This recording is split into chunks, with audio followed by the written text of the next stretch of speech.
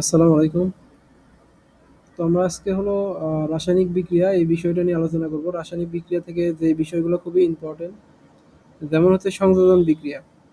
আমরা যদি সংযোজন মানে হলো কি যোগ করা বা একত্রিত করা, দুইটা জিনিসকে যোগ করা, তাহলে যে রাসায়নিক বিক্রিয়ায় একের অধিক মৌল মৌলিক অথবা যৌগিক পদার্থ একত্রিত হয়ে একটি মাত্র যৌগে পরিণত হয় বা একটা নতুন যৌগ তৈরি করে। যেমন এখানে আয়রন এবং সালফার থেকে তৈরি হয়েছে, আয়রন এবং সালফেট তৈরি হয়ে গেছে, ঠিক আছে, বা ফেরাস সালফেট তৈরি হয়েছে। তাহলে এইরকম এক একের অধিক মৌলিক অথবা যৌগিক পদার্থ মিলিত হয়ে নতুন একটা যৌগ গঠন করবে, ঠিক আছে, একটি মাত্র যৌগ গঠন করবে। অর্থাৎ এখানে দুইটা বিক্রিয়ক ছিল, উৎপাদ হয়ে গেছে একটা। এটা হলো সংযোজন বিক্রিয়া। 2 নম্বর হলো প্রতিস্থাপন বিক্রিয়া। প্রতিস্থাপন বিক্রিয়া হলো যে প্রতিস্থাপন মানে একজনকে তুলে দিয়ে আরেকজনের জায়গা দখল করবে, এরকম একটা বিষয়। যে বিক্রিয়ায় কোনো অধিক সক্রিয় মৌল, অর্থাৎ যার পাওয়ার বেশি, যার সক্রিয়তা বেশি, যার আকর্ষণ ক্ষমতা বেশি, এরকম কোনো একটা সক্রিয় মৌল অন্য কোনো কম সক্রিয় মৌলকে তার যৌগ থেকে সরিয়ে নিজেই স্থান দখল করে, অর্থাৎ একজনকে উঠাই দিয়ে আরেকজনের জায়গা দখল করবে এরকম। যেমন এখানে জিঙ্ক ছিল আর একটা হচ্ছে হাইড্রোজেন সালফেট ছিল, হয়ে গেছে হচ্ছে কি জিঙ্ক সালফেট। অর্থাৎ এখানে হাইড্রোজেনের জায়গায় এই জিঙ্কটা হচ্ছে স্থানটা দখল করে নিছে আর হাইড্রোজেনকে আলাদা করে দিছে। তাহলে এটা হচ্ছে প্রতিস্থাপন বিক্রিয়া। অর্থাৎ এইটার উদাহরণ বলতেছি আর কি, এই সংজ্ঞাটা পড়ে নিবা তোমরা। এরপর হলো চুনের পানিতে ফু দিলে ঘোলা হয় কেন? আসলে আমরা জানি চুনের পানি যেটা, আসলে সেটা হচ্ছে ক্যালসিয়াম হাইড্রোক্সাইড। এই ক্যালসিয়াম হাইড্রোক্সাইডের মধ্যে যখন আমরা ফু দিই বা এটাকে যখন আমরা বাতাস দিই বা প্রশ্বাসের মাধ্যমে আসলে আমরা কার্বন ডাই অক্সাইড গ্যাস চালনা করি।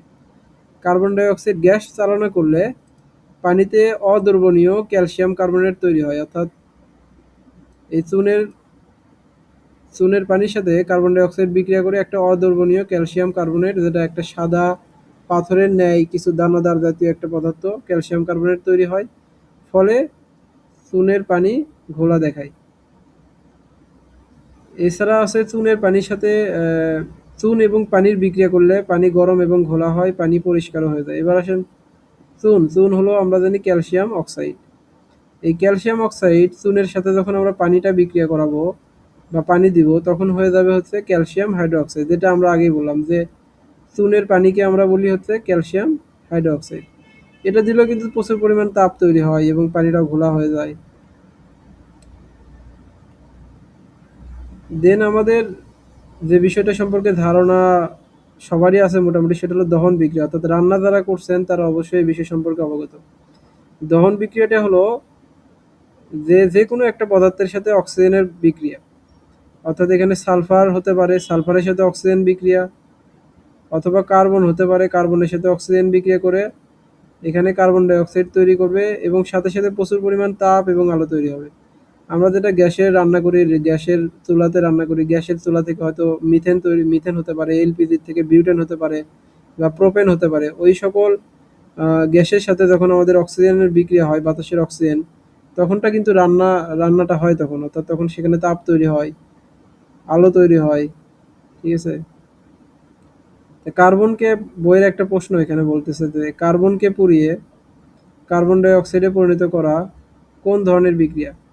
তাহলে এখানে যদি কার্বন দিই আর এখানে যদি অক্সিজেন দিই, কার্বন মানে কি, কার্বন যেটা আমরা হচ্ছে গ্যাস বাদ দিয়ে যেগুলো আমরা ইউজ করি, যেমন হতে পারে কোনো খড়কুটা বা কোনো কাঠ জাতীয় কিছু যদি আমরা পুড়াই, সেই ক্ষেত্রে হচ্ছে কার্বন ডাই অক্সাইড তৈরি হবে। অর্থাৎ কার্বন প্লাস অক্সিজেন মিলে হয়ে যাবে কার্বন ডাই অক্সাইড।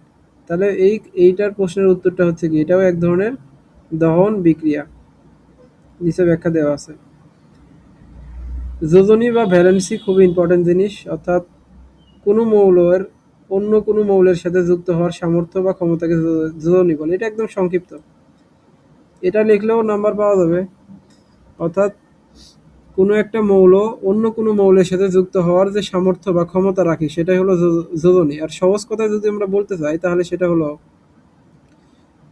যৌগ গঠনের সময় যৌগ গঠনের সময় একটি মৌলের পরমাণু অন্য মৌলের পরমাণুর সাথে যুক্ত হওয়ার জন্য যে কয়টা ইলেকট্রন গ্রহণ, বর্জন বা শেয়ার করে, তাই ওই মৌলের যোজনী।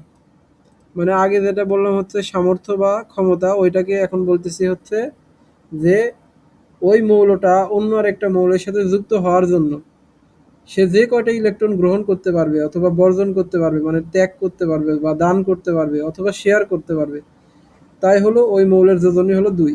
মানে মৌলের যোজনী যেমন হচ্ছে আমরা জানি অক্সিজেনের যোজনী হলো 2, ঠিক আছে? এরকম আরো অনেকগুলো আছে। সালফারের যোজনী আছে 6। দশম অধ্যায়ে অম্ল, ক্ষার এবং লবণ, এখান থেকে কিছু গুরুত্বপূর্ণ প্রশ্ন আছে। সেটা হলো যে সমস্ত পদার্থ পানিতে হাইড্রোজেন আয়ন উৎপন্ন করে, অর্থাৎ যারা পানিতে হাইড্রোজেন আয়ন উৎপন্ন করে তারা হলো অম্ল বা অ্যাসিড। এটা একদম মুখস্থ করতে হবে সংজ্ঞা। আমরা জানি অ্যাসিডগুলা খাইতে কেমন, টক স্বাদযুক্ত। যেমন যেমন সাইট্রিক অ্যাসিড খাই, লেবুর মধ্যে থাকে। তারপর তেঁতুলের মধ্যে খাই টার্টারিক অ্যাসিড। এগুলো যদিও জৈবিক অ্যাসিড এবং এগুলো খাইতে কিন্তু টক স্বাদযুক্ত। আর এই অম্লগুলোকে আমরা চিনব কিভাবে? How to identify acid. এই অম্লগুলাকে লিটমাস পেপার দিতে হবে। কি লিটমাস পেপার দিব? নীল লিটমাস পেপার। তাহলে এরা নীল লিটমাসকে লাল করবে। এটা সহজে মনে রাখার উপায় হলো যে নীলাকে লাল করে, অর্থাৎ নীলকে লাল করবে। এটা হচ্ছে অম্লের বৈশিষ্ট্য। এরপরে আছে হচ্ছে ক্ষারক। ক্ষারকগুলো হচ্ছে কি ধাতব অক্সাইড অথবা হাইড্রো অক্সাইড সমূহকে ক্ষারক বলে। যেমন ক্যালসিয়াম অক্সাইড বা ক্যালসিয়াম হাইড্রো অক্সাইড, এইগুলো হচ্ছে কি ক্ষারক। সোডিয়াম হাইড্রো অক্সাইড বা সোডিয়াম অক্সাইড, এইগুলো হচ্ছে ক্ষারক। ক্ষারক আবার অ্যাসিডের বিপরীত। অ্যাসিড কি করত? নীলকে লালে রূপান্তর করত। আর ক্ষারক হলো লালকে নীলে রূপান্তর করবে। আরেকটা টার্মিনোলজি দরকার, সেটা হচ্ছে ক্ষার। ক্ষার হলো ওই সমস্ত ক্ষারক যারা পানিতে দ্রবীভূত, অর্থাৎ যে সমস্ত ক্ষারক পানিতে দ্রবীভূত তাদেরকে বলা হয় ক্ষার। নির্দেশক কি বা নির্দেশকের সংজ্ঞা কি?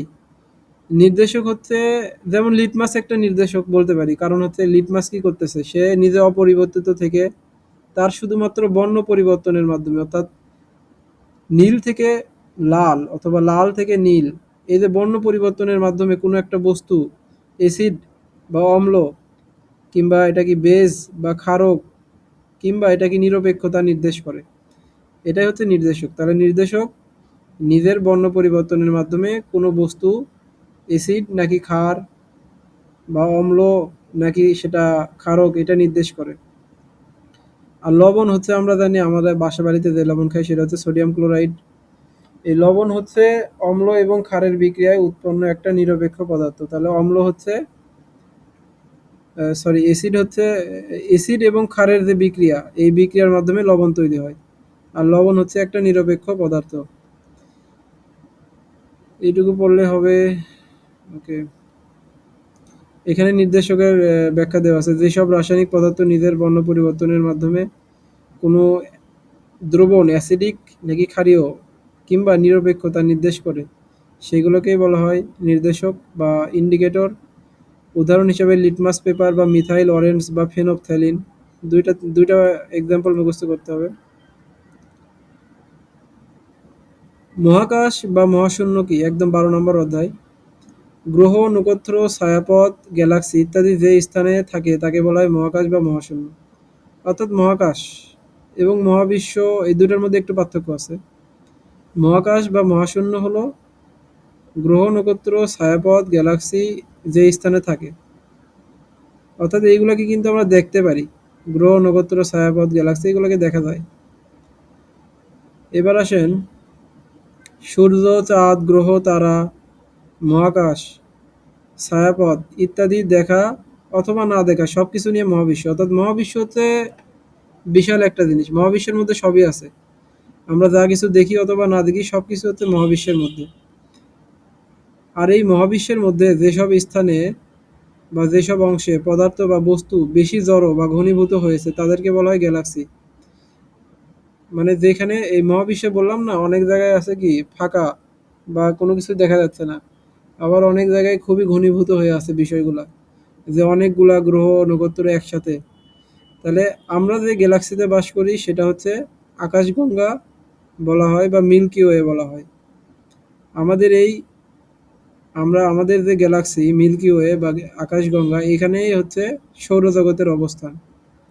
মানে যদি প্রশ্ন হয় যে আমাদের সৌরজগৎ বা সূর্য কোন গ্যালাক্সিতে অবস্থান করতেছে, তাহলে বলতে হবে আকাশগঙ্গাতে অবস্থান করতেছে। সূর্য একটি নক্ষত্র, অর্থাৎ যারা তাপ বা আলো তৈরি করতে পারে সেটা হচ্ছে নক্ষত্র।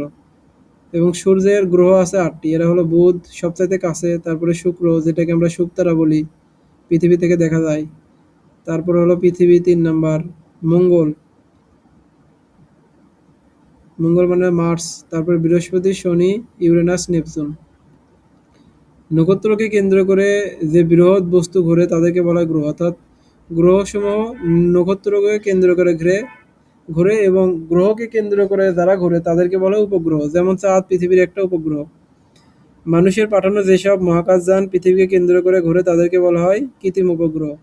উপগ্রহ আবার দুই প্রকার, একটা হচ্ছে প্রাকৃতিক যেটা চাঁদ, আর মানুষ যেইগুলো পাঠাইছে পৃথিবীর পৃথিবীর বিভিন্ন স্তরে বায়ুর উপরে, সেইগুলোকে বলা হয় কৃত্রিম উপগ্রহ। এই কৃত্রিম উপগ্রহ আসলে কি কাজ, মানুষকে এমনি এমনি আসলে তৈরি করেনি, এগুলো বিভিন্ন যোগাযোগের ক্ষেত্রে, আবহাওয়ার পূর্বাভাস দেওয়ার ক্ষেত্রে, আমরা যে মোবাইল ফোনের মাধ্যমে যোগাযোগ করি বা টিভি দেখি বা লাইভ কোনো জিনিস দেখি, অথবা স্যাটেলাইট টেলিফোন আছে, এগুলো যোগাযোগের ক্ষেত্রে ইউজ করা হয়। পৃথিবী পর্যবেক্ষণকারী উপগ্রহ আছে। বর্তমানে আমরা জানি হচ্ছে ইলন মাস্কের স্টারলিংক যেটা, সেটা কিন্তু এই উপগ্রহ কেন্দ্রিক একটা ইন্টারনেট ব্যবস্থা, মানে উপগ্রহের মাধ্যমে ইন্টারনেট সেবা প্রদান করে।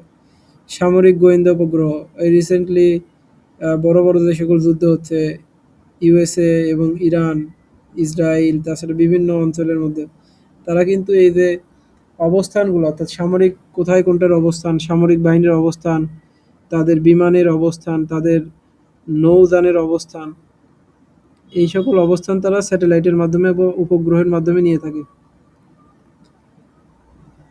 তৃতীয় অধ্যায়ের ব্যাপন, অভিস্রবণ এবং প্রচ্ছেদন। এইখান থেকে আমরা যদি প্রথমে ব্যাপনটা দেখি, ব্যাপন হলো কঠিন তরল বা গ্যাসীয় পদার্থের উচ্চ ঘনত্বের স্থান থেকে নিম্ন ঘনত্বের স্থানে ছড়িয়ে পড়ার প্রক্রিয়া। এত সহজ করে বোঝায়, ধরুন আমরা যদি সেন্ট ইউজ করি, ঠিক আছে, সেন্ট ইউজ করি বা আতর ইউজ করি, আমরা নর্মালি সেন্ট ইউজ করলে কি হয়, আমরা এক জায়গায় ইউজ করি, কিছুক্ষণ পর সম্পূর্ণ ঘরের মধ্যে কি হয়, ওটা ছড়িয়ে পড়ে। তাহলে ওই যে অল্প জায়গায় ইউজ করছিলাম, উচ্চ ঘনত্ব ছিল ওইখানে, ওইখান থেকে কণাগুলো নিম্ন ঘনত্বের দিকে ছড়িয়ে গেছে, এটাই হচ্ছে ব্যাপন। এটা একটা স্বতঃস্ফূর্তভাবে হয়। এবং এখানে মনে রাখা দরকার, এখানে কোনো অর্ধভেদ্য পর্দা প্রয়োজন হয় না, অর্থাৎ আমরা তো ঘরের মধ্যে কোনো অর্ধভেদ্য পর্দা ইউজ করতেছি না, তাহলে এর হচ্ছে ব্যাপন বা ডিফিউশন বলা হয়। উদাহরণ হলো ঘরের এক কোণে সেন্ট ছিটিয়ে দিলে তা ঘরে ছড়িয়ে পড়ে। অভিস্রবণ বা অসমোসিস, আমরা অনেকেই ছোটতে ওই যে কিসমিস রাখতাম পানির মধ্যে ভিজে, সকালে উঠে কি হতো, কিসমিসটা একদম ফুলে উঠতো। এটার কারণ কি? কারণ ওই যে আমাদের যে কিসমিসটা আছে, কিসমিসের মধ্যে কিসমিসের ভিতরে ঘনত্বটা অনেক বেশি থাকতো। সেটা হতে পারে আমাদের বিভিন্ন যে ওই চিনির ঘনত্ব, এই ঘনত্বের কারণে, যেহেতু কিসমিসের ভিতরে ঘনত্ব বেশি, যার কারণে বাইরে থেকে পানিটা কিসমিসের ভিতরে ঢুকে যেত। তাহলে এটা আসলে কিভাবে হয়? কিসমিসের যে পর্দা বা আঙ্গুরের যে পর্দা, ওটা কিন্তু অর্ধভেদ্য পর্দা। তাহলে একই দ্রাবকযুক্ত, একই দ্রাবকের মানে হচ্ছে আমরা এখানে পানি ধরতে পারি, দ্রাবক মানে এখানে পানি ধরলাম। একই দ্রাবকযুক্ত দুটি ভিন্ন ঘনত্বের দ্রবণকে একটি অর্ধভেদ্য পর্দা দ্বারা আলাদা রাখলে দ্রাবক অণু অর্থাৎ পানি নিম্ন ঘনত্বের দ্রবণ থেকে উচ্চ ঘনত্বের দ্রবণের দিকে গমন করার প্রক্রিয়াকে অভিস্রবণ বলে। সংক্ষেপে বলতে গেলে আমাদের যে দ্রাবক যেটা ছিল পানি, সেটা কি হচ্ছে, এই যে বাইরে থেকে সে আঙ্গুরের ভিতরে বা কিসমিসের ভিতরে ঢুকে যাচ্ছে। তাহলে এই যে বাইরের যে পানিটা ছিল, ওই পানির ঘনত্ব কি খুব বেশি? একদমই নয়। পানিটার ঘনত্ব কি খুবই কম, বরঞ্চ কিসমিসের ভিতরে ঘনত্বটা অনেক বেশি। ওখানে তোমার ধরো বিভিন্ন ধরনের ম্যাটেরিয়ালস আছে, চিনি আছে, গ্লুকোজ আছে, তাহলে ওইখানে ঘনত্বটা বেশি। যার কারণে এই যে নিম্ন ঘনত্ব থেকে উচ্চ ঘনত্বের দিকে গমনের যে প্রক্রিয়া, সেটা হচ্ছে অভিস্রবণ। এবং এখানে অবশ্যই তোমাকে মেনশন করতে হবে, এটা হচ্ছে একটা অর্ধভেদ্য অর্ধভেদ্য পর্দা দ্বারা আলাদা থাকবে। এখানে অর্ধভেদ্য পর্দায় কিসমিসের যে আবরণ ওইটাই আসলে কাজ করতেছে। তাহলে এখানে যাইতো কি উচ্চ ঘনত্ব থেকে নিম্ন ঘনত্বের দিকে, আর এখানে নিম্ন ঘনত্ব থেকে উচ্চ ঘনত্বের দিকে যাবে। কে যাবে? দ্রাবক অণু বা পানি যাবে। ঠিক আছে। তো আবার ইনশাল্লাহ নেক্সট কোনো সাবজেক্ট বা নেক্সট কোনো টপিক নিয়ে আলোচনা হবে। সেই পর্যন্ত ভালো থাকবেন সবাই। আসসালামু আলাইকুম।